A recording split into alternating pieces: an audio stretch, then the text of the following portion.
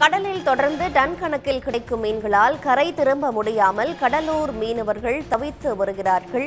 மேலதிக விவரங்களுடன் செய்தியாளர் கண்ணதாசன் இணைகிறார். கண்ணதாசன், அங்கு என்ன நடக்கிறது? மேலதிக விவரம் என்ன?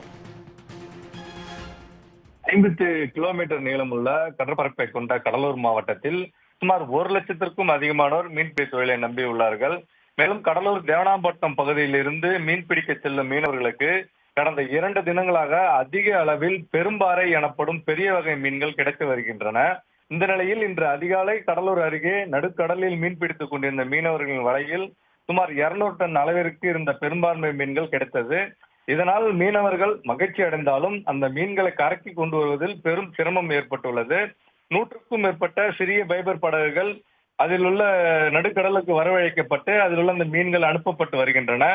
ஒரு மீன் 8 கிலோ முதல் 80 கிலோ வரையில் எடையில் இருக்கும் நிலையில் மீன்கள் அதிக அளவில் கிடைத்துள்ளதால் இந்த மீன்களின் விலையும் தற்போது கணிசமாக குறைந்துள்ளது. சாதாரண நாட்களில் கிலோ 400 ரூபாய் வரை விற்கப்படும் இந்த பெரும்பான்மை மீன்கள் இன்று 100 ரூபாயாக குறைந்து விற்பனை செய்யப்பட்டு வருகிறது. இந்த மீன்களை வாங்குவதற்காக ஆந்திரா, கர்நாடகா, கேரளா உள்ளிட்ட மாநிலங்களிலிருந்து வியாபாரிகள் தற்போது அதிக அளவில் வந்துள்ளனர். மேலும் உள்ளூர் வியாபாரிகளும் மீன்களை அதிக அளவில் வாங்கி செல்கின்றனர். அதிக அளவில் மீன்கள் கிடைத்தாலும் அதனை கரைக்கு கொண்டு வருவதில் பெரும் பிரச்சனையை மீனவர்கள் சந்தித்து வருகிறார்கள்.